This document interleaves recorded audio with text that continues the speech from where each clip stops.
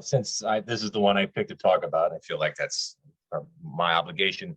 Let me add the caveat that as an English teacher, anytime I read a poem out loud in class, I know it well enough so that I'm kind of anticipating twists and turns.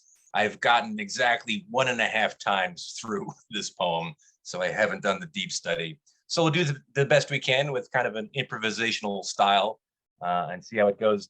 This will be the first time I've read it through where I really have a sense of what the gift is. So we'll see how it goes. It's called Waiting for the Gift. When the hand of rain is reasonable, when from the static I can tell that a storm is imminent, when air, leaves, and sparrows pause, readying themselves for lightning too. This is the expected journey of the rain.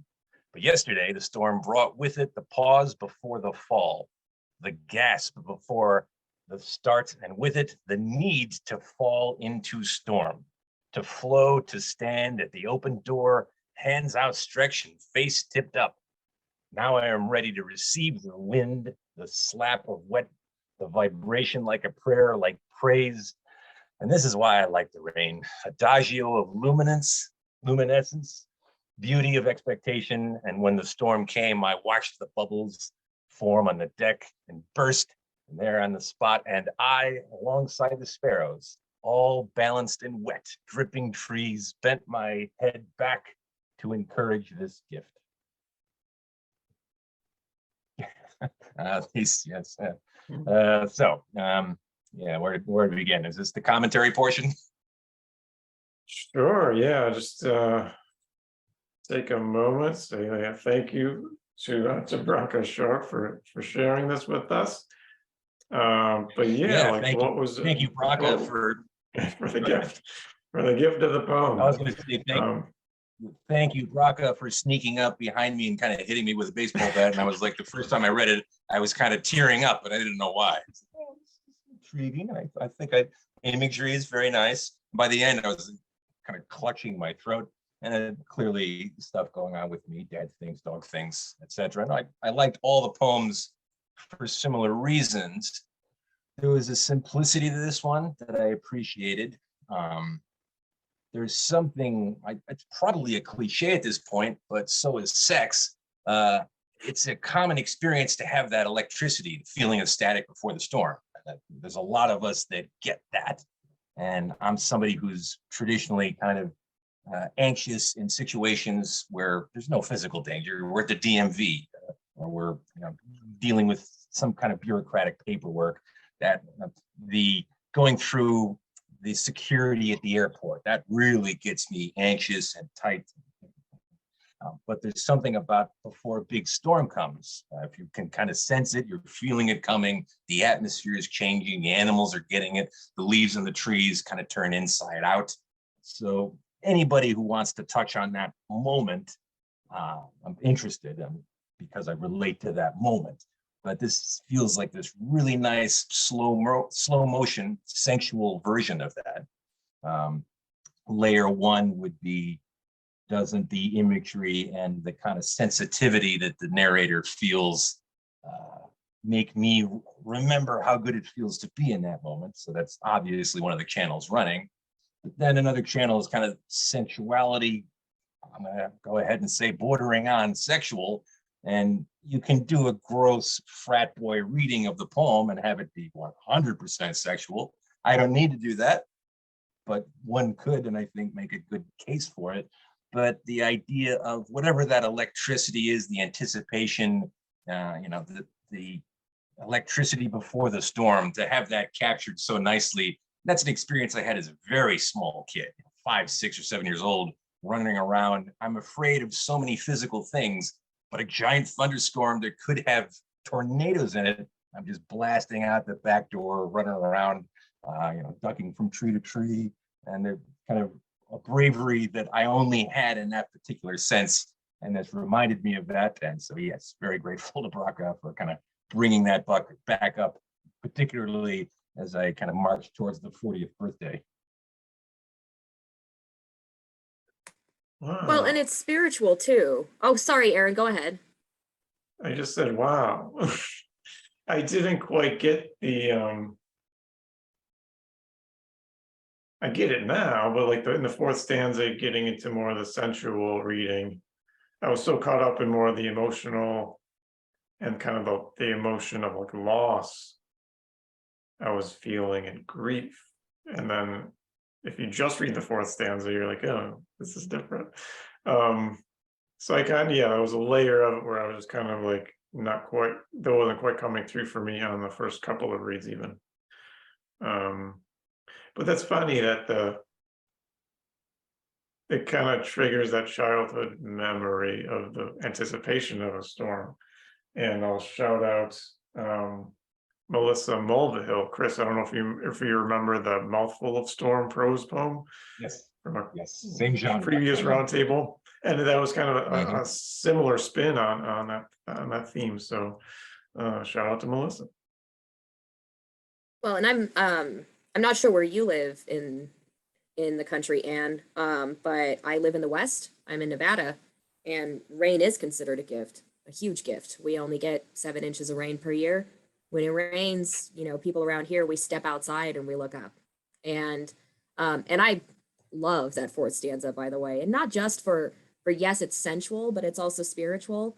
This idea of receiving the wind, the slap of wet, the vibration, like prayer, like praise.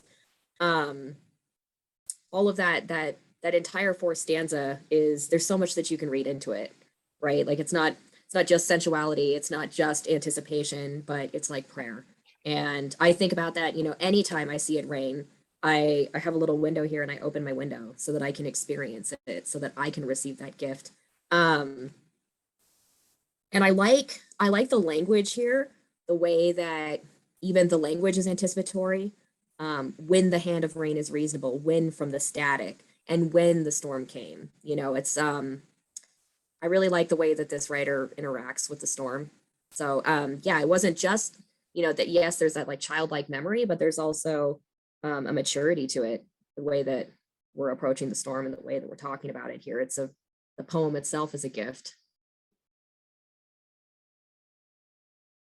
I'm in California and it's raining right now. I'm on the Central Coast and it rained all day yesterday and some today. And last year it rained once. So I'm pretty excited. This is our second time it's raining this fall. So this poem is so appropriate. I love that first line, Rachel. You mentioned that when the hand of rain is reasonable. Like it seems like writing 101, but I'm going to say it because it's so easy to just write the rain is coming or the rain was coming, and that's sure, that says something. But when we say something like when the hand of rain is reasonable, you're like you said, the anticipation, it looks like it's gonna happen. It's reasonable. I just really love that, the way the author brought us into that, and all the whens, of course, and the something will happen here. Something is going to happen.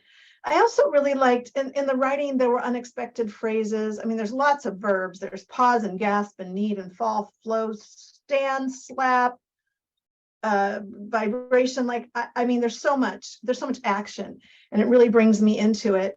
But I love things like the need to fall into the storm, because I think of rainfall, stormfall, and the author flipped that into the need to fall into the storm.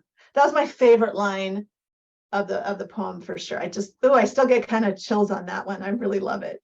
And yeah, the ready to receive the wind, the slap, similar. I also really liked, I watched the bubbles form on the deck and burst there on the spot. I have seen that. I have never voiced it. I have never heard it voiced. So I was like, yeah, thank you. Thank you, Bracha, for voicing that for me. So yeah, and the positivity of the line at the end. Really enjoyed this poem. The imagery of the bubbles, I think, was a nice grounding thing. I was also getting some of the spiritual stuff with falling into something, but also kind of hands up supplication style. And you could have let that turn into nothing but spiritual abstractions. And then all of a sudden, the little bubbles on the deck, you're like immediately, oh, that's right. And it grounds the whole thing. It makes it much more concrete before we get into anything too abstract or convoluted in the spiritual realm.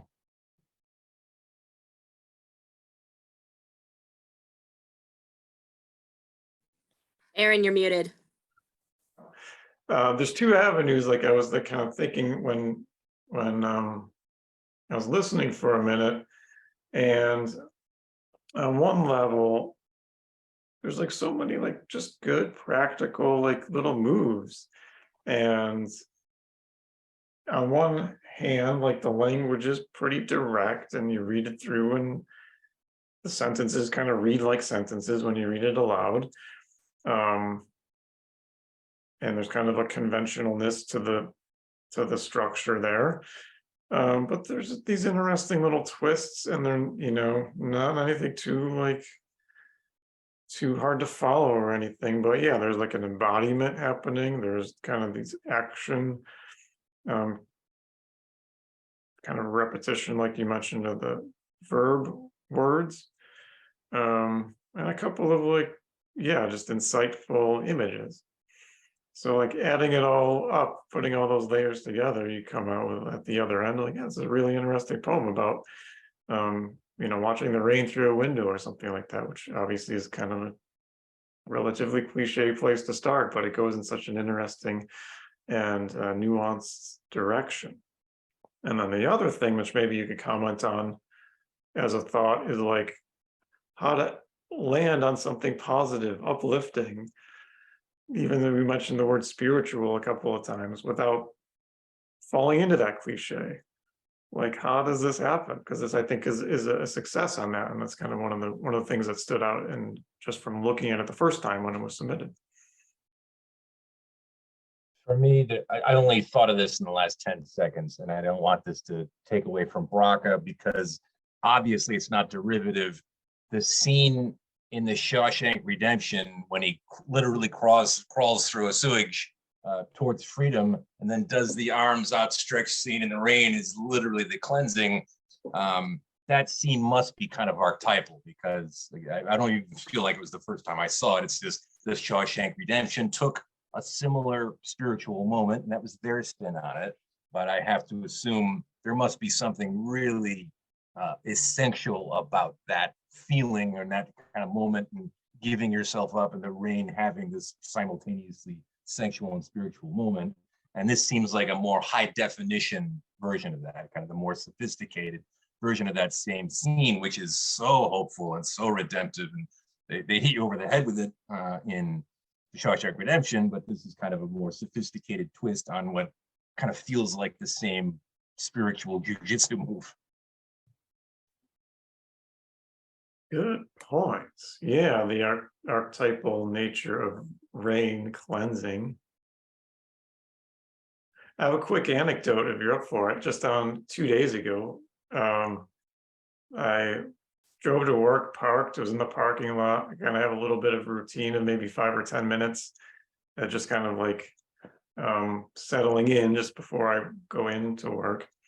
And it was raining that day. So it just kind of struck me during those 5 or 10 minutes, like, oh, instead of listening to a podcast or the music or the radio, let's just listen to the rain on the car roof and just kind of like sit and you kind of like just listen to the rain for 5 minutes. And like, how nice is that? Like it's until you got to walk out in the rain, but it happened to lighten up when I needed to leave. But just that sound of rain, it's not pleasant when you got to be out in the rain if you don't want to get wet, but if you're just listening to the rain, that is quite a contemplative, meditative moment, I think.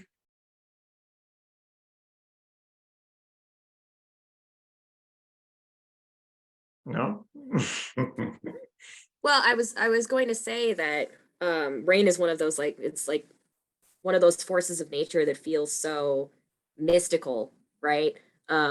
It's soothing, right? Like you say, it's this contemplative moment where, I go back to the first line of this poem: when the hand of rain is reasonable, which implies that sometimes rain is not reasonable and storms never behave as we expect them to. And I think in the second stanza, yeah, this is the expected journey of rain. But yesterday, the storm brought with it the pause before the fall, the gasp before the start, and with it, the need to fall into the storm to flow. And that's exactly what you're talking about, right? The need to flow, that the storm is something that just comes upon you and you just open yourself up to it and accept it coming. It's it's like the hand of God or whatever you believe. Even if you know about how the weather patterns work, I mean, again, as a Nevadan, it's like every time it rains, it's this mysterious force, and everybody stops and steps out into it. And you know, in the high desert where I live in Northwest, or in Northwest Nevada, rain is often unreasonable. It starts suddenly and it's a downpour, and then it's gone just as quickly. And from neighborhood to neighborhood where you drive, there might be no rain one neighborhood over, and you can look and see the like downpour coming, and you can just see the clouds dumping.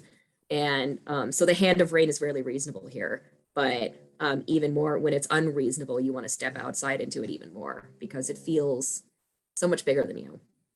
So I don't really remember where I was going with that, except that I agree it's a meditative thing. I love to listen to the sound of rain on the roof. I feel like that's a line from a poem, like maybe sounds like Mary Oliver to me or something. The sound of rain on the roof is like triggering some ancient memory of some poem I've read somewhere. So I'm sorry to whoever I'm paraphrasing, and I can't remember who it is. Yeah, I think this is not what you're thinking of, but Sonic Youth have a cool song, Rain on Tin. Look that one up. Deep cut.